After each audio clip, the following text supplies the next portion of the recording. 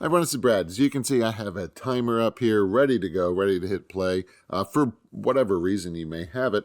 And let's say I want to do some other things. I want to work on another site or show my classroom another website, but you still want the timer to be up. What you can do is you can right click once and then twice.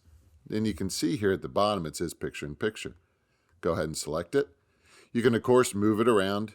You can make it a little bit larger if you'd like that as well. I'm just going to bring it back here.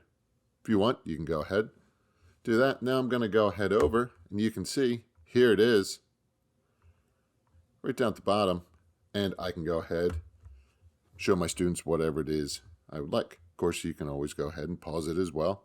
If you're ready to close it out, you can just hit the X.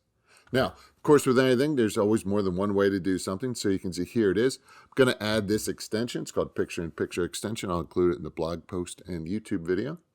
So you can see it looks just like this. So I'm going to go ahead back to this here. And you can see basically it does the same thing.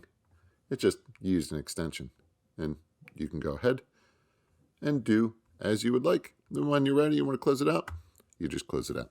So there you go. That's how you can have YouTube in picture in picture. If you have any questions, please reach out. Thanks for watching. Take care. Bye-bye.